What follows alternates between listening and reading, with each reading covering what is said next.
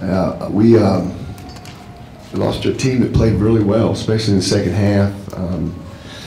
We obviously didn't shoot the ball well, and we've got to do better, but we know we're going to be in the NCAA tournament, so we'll get a chance now to get back and get rested and hopefully heal and try to make a run in the tournament. First question for the student athletes right there. Question for both players. After the final buzzer sounds, just describe the feeling, the emotions going through your head. Fred, first please. Just upset. Obviously, we got guys that are really competitive. We don't like to lose, especially not in that fashion. You know, coming down to a one-possession game is just heartbreaking. But I mean, in that moment, you're just numb. You don't feel it till you get back to the locker room. But we got some high-character guys, and you know we're gonna stay gracious even when we lose, the same way we do when we win. So, you know, we'll just take it. For both players, the difficulty against their zone today, were you surprised that they were as effective playing that zone and as much as they played it? Ron, first please. We're pretty familiar with their zone. They ran, especially Fred and I, they ran it a lot last year. We just didn't have a lot of presence down low today, and we weren't able to get quick ball reversals against the zones and sit-ins inside to stretch them out a little bit. We handled it well in a couple possessions and got good looks at the rim, and just came down to one possession and wish we could have hit a couple more shots today.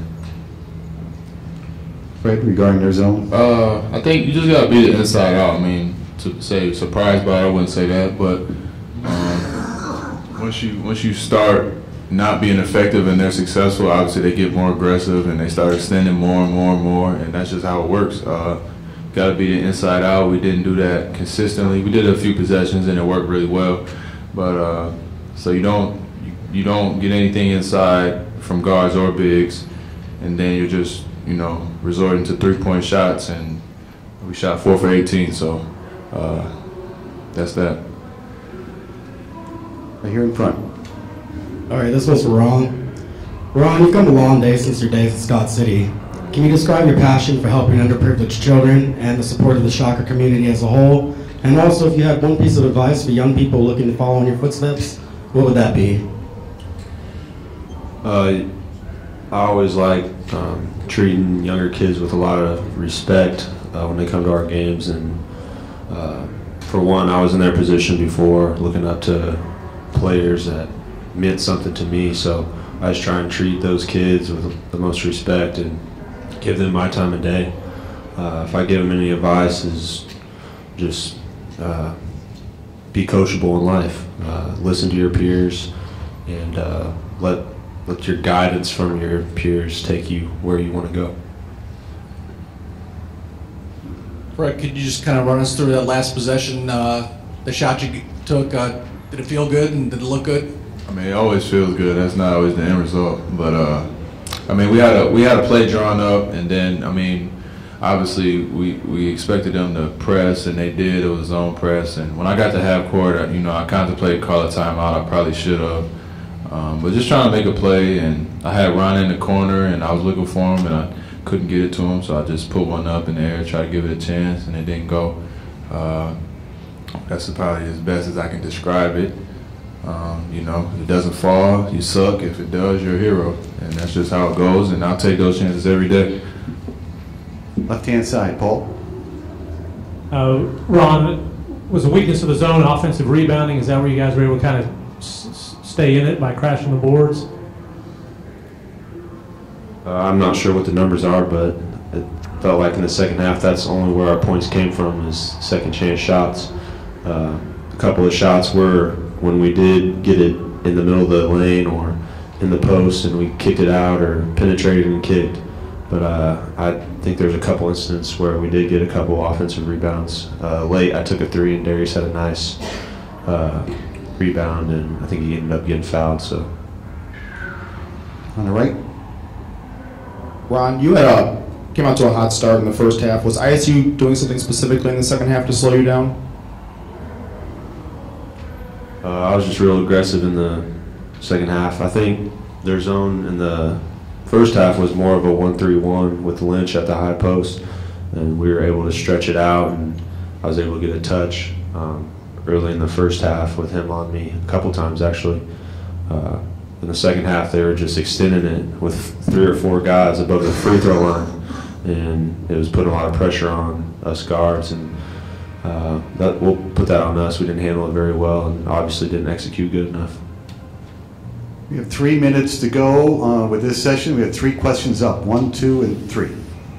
Red, in the second half, they shot 62% from the floor. Just what were they doing in order to get those shots off? Getting to the foul line helps. When you're getting a bonus with so much time on the clock, you know, it puts us on our heels naturally. They got a lot of touches close to the rim for the big guys, and obviously Deshaun Knight had a really good game. So, I mean, he made his open looks, and I think the game was won at the free throw line for them. And then they knocked down the shots when they needed to. So you give up that type of shooting percentage, you know, bad things happen. Ron, could you just talk about in the first half you held them to 2 points in a 12-minute stretch. How was not being able to maybe extend the lead by more than 8 at halftime? How crucial was that to the outcome of the game? To be honest, we missed a lot of open looks in the first half. We felt like we should have been up maybe 12, 16, around that mark. But we did a good job early on getting the scout report into the game. A lot of their actions we were able to deny. Fred had some good ball pressure at the top of the key, and we extended them out. Yeah, Fred, Ron, so how do you, how long do you keep this, how soon before you get past this and start thinking about Selection Sunday and practices this week and what's coming up next?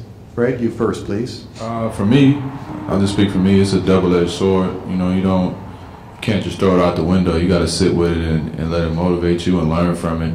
But at the same time, you know, we got a really bright future ahead of us, got things to play for still. And if you hold on to it too long, you know, it can affect you later on. So I'm sure we'll break it down and see where we can get better, get back to work, get some practices in, get your body right. But it's not going to leave our minds anytime soon. But I guess, you know, Selection Sunday time, it'll be time to move on.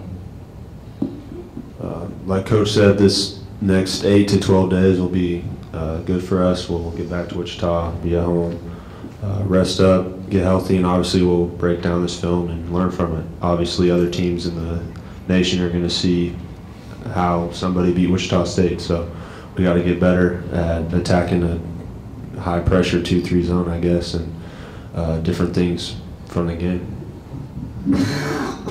Okay, gentlemen, thank you very much.